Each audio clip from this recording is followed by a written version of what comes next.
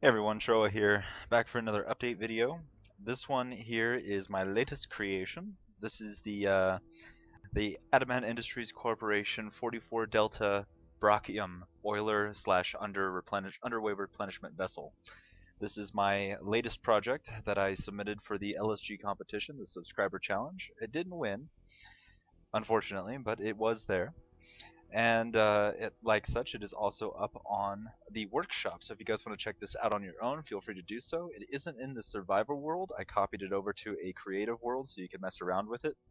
But this right here is this is the version in my survival world that I had worked on. And yeah, so without further ado, let me go ahead and show you what we got going on here. So this right here, why? Okay. Anyway, so let's go over everything here. So first of all, let me go ahead and show you the ship. Alright, and let's put that away. There we go. Alright, so there it is in all of its glory. The Brachium underway replenishment vessel. So at the front here, you may notice that it has a crap load of solar panels. And indeed it does. It has I think 132 solar panels, something like that. I listed it in the workshop how many it's got. And oh yeah, this thing is nice. So right now it's not getting a lot of power because I don't actually have it aimed at the sun. So so you can actually see what's going on here. So as you can see, this thing is basically a battery platform. It's designed to refuel ships and stations and little ships and charge battery packs and all sorts of things. This was designed for the subscriber challenge because in all of the videos I saw, he has a bunch of battle cruisers and everything else like that. Now the thing of it is, in a hypothetical universe, that you would have all these battleships and, you know, be controlling tracts of space and whatnot, sectors of space, you would need fuel to go on these long, long expeditions throughout the galaxy. Now if you needed to stop and refine uranium, that wouldn't really be practical because you'd have to stop, somebody would have to have a mining ship, it would go up to the thing, and even with the planet cracker, which you guys saw before, you can actually see it from here. There it is, way over there in the distance. The planet cracker can mine a ridiculous amount of resources at once, but then you still have to refine it. And running the planet cracker alone takes a lot of energy. I mean, a lot of energy. It's insane how much power that thing uses. So this was kind of a step for the demand that would be fuel on long space expeditions. What this allows you to do is to refuel ships in flight, so you don't actually have to stop at all. And whenever it's going, you can go ahead and refuel your own ship while it's going, charging up the extra battery banks and distributing that power to either small ships like this repair vessel I have here, the Sling Blade, which is one of my favorite ships, and just for fun, I put a vertical takeoff and landing system on it. It's not actually useful at all, but it's cool, so I put it on there. And so yeah, and that's actually included in the workshop. Along, you know, it's got a couple of other things docked to it. Like I said, it's in the creative world, so you can mess around with it. But over here, this is the initial thing. Now this ship was actually built from the business shipment that kind of travels through your sector. And I captured it, and I went, okay, this is actually kind of a cool ship. I wonder if I can make it cooler. So I started working on it, and this is actually a really long project. This is months in the making, actually. And the first version of it was just more solar panels, the engines, and that's really it. I added a couple of cargo containers, and I was just like, all right, so I let it sit.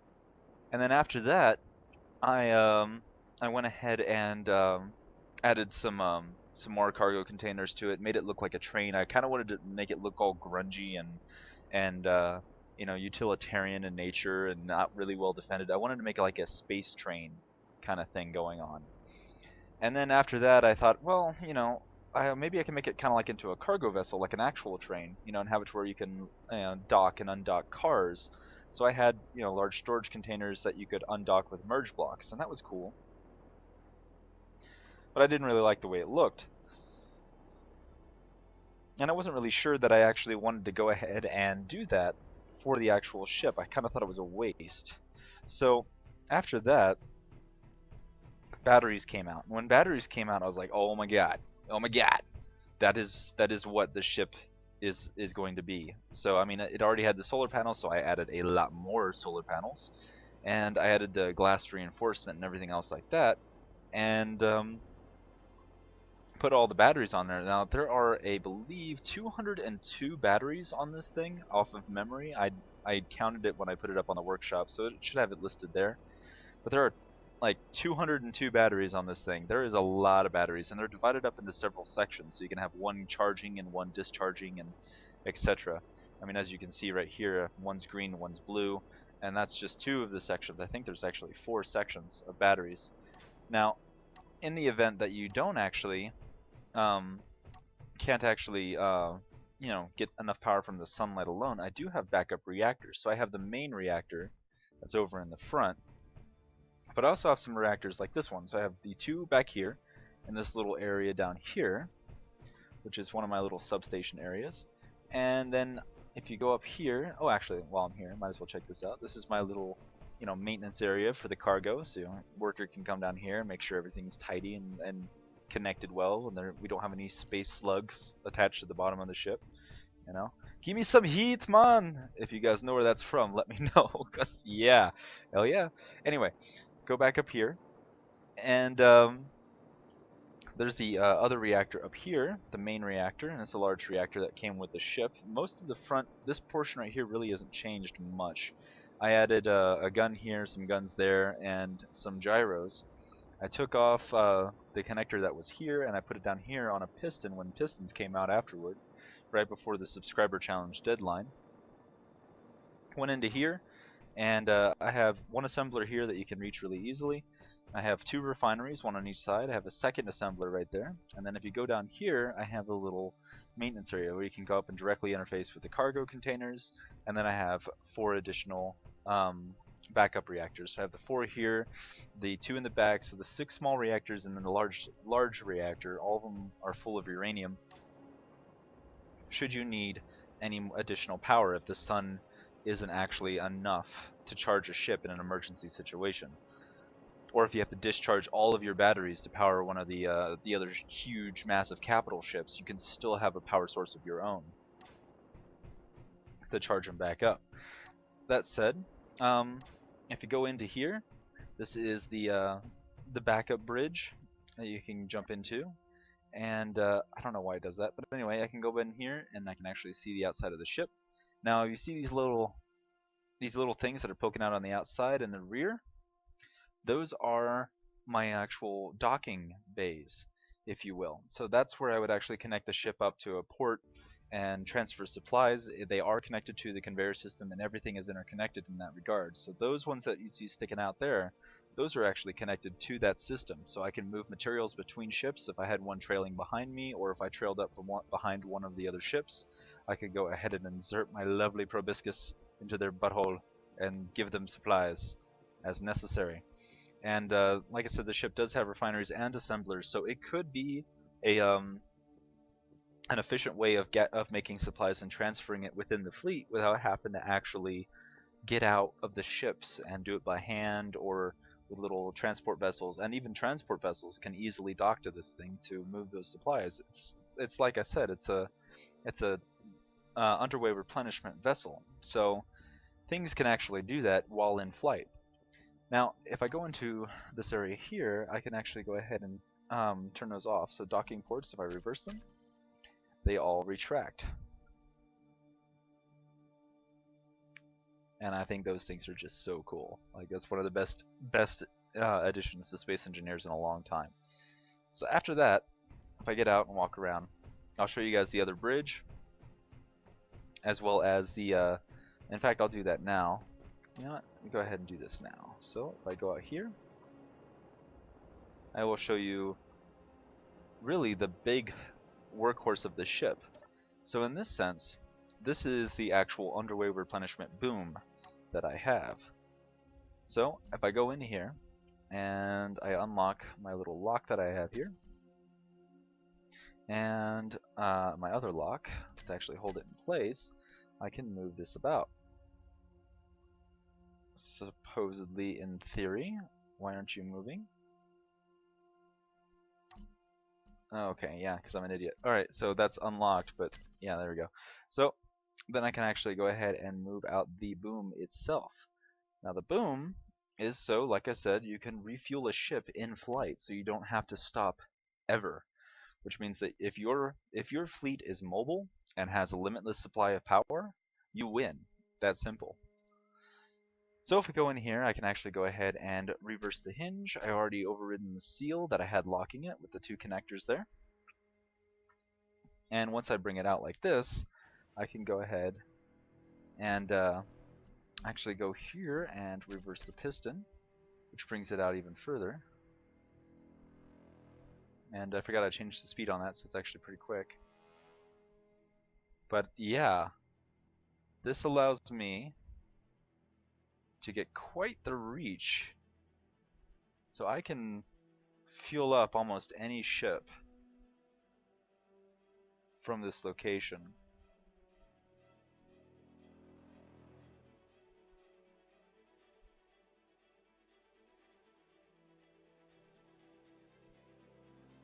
So you can just imagine these two ships running side by side, this ship and another vessel that was in need of fuel, and you can actually go ahead and get into the boom arm itself, extend it out, and transfer some of the battery power that's been stored on this ship to another ship while moving. Now granted, that takes two pretty experienced pilots, but frankly, if you're piloting a ship this big, you really ought to know what you're doing before you do it anyway. So what this does, like I said, is transfer any of that power. Now I have all that power split up. So I have right here, I have the A cells, the E cells, the D cells, the reserve system, and all of those right there have several batteries in them. And I mean, like that right there starts at battery 86. And those aren't in necessarily any order. Oh, and I also have the C cells up here because I can't actually rearrange this stuff without resaving it every time. But let's see here. As far as this one goes, so I have these 5 different cells that I can have at any time, and that allows me to pick and choose where I want to discharge power. And I have one of them set to automatic, which is why it's green on one. And once they discharge, they'll go ahead and start charging again. All the other ones are set to always be topped off. And so, oh, I accidentally did it right there, turned it on. So if I go over here, I can show you the other part of it. Now all you would need to do for the other ship is add a connector to it. This thing can hook up to it, they connect, transfer power, that's it. That is it, and it's glorious.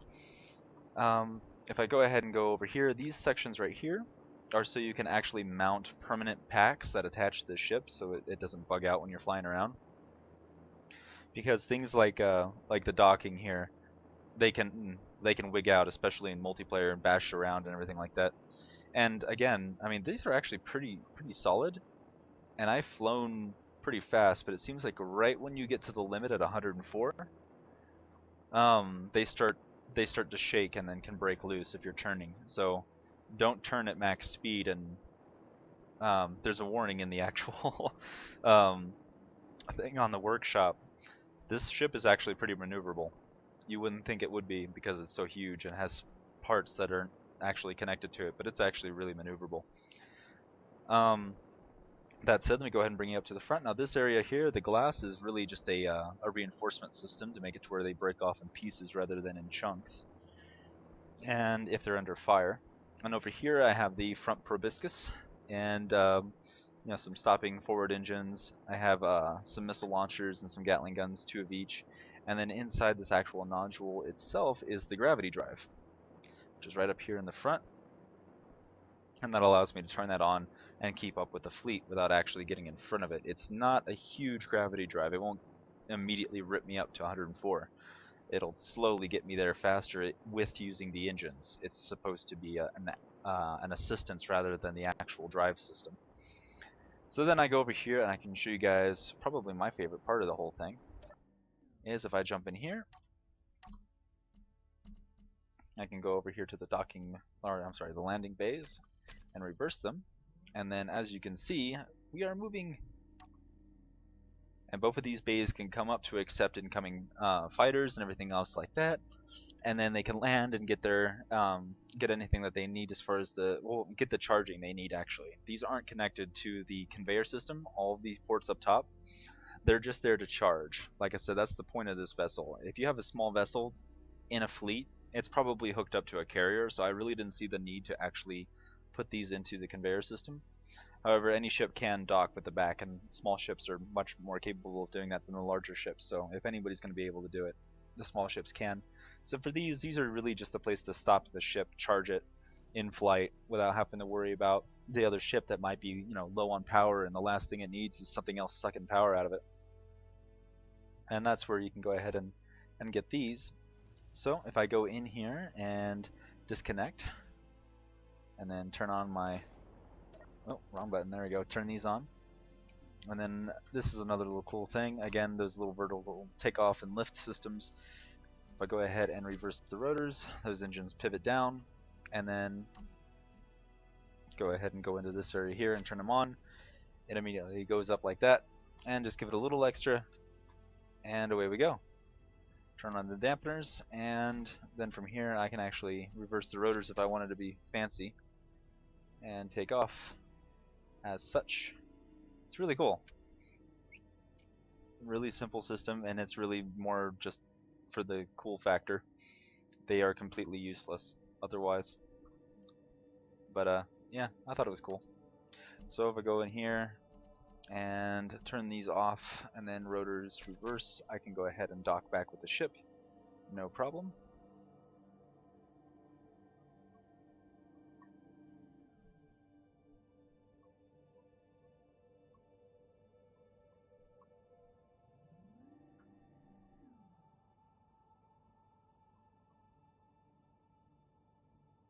There we go. And then before you ever dock with the ship, you want to do two things. First thing you want to do is turn off your dampeners, and then the second thing you want to do is actually power down the ship to start the recharge, and then dock.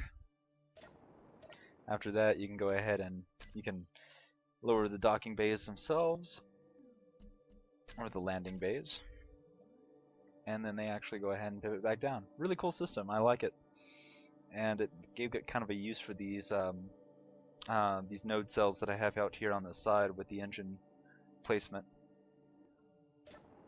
And yeah, like I said, you get out over here, and you can go down here and, you know, have a little work area, and you can go over here, work on the extra reactors and stuff like that. It's really cool. So now let me go ahead and show you the main bridge. Now there's a couple of ways you could theoretically get up here.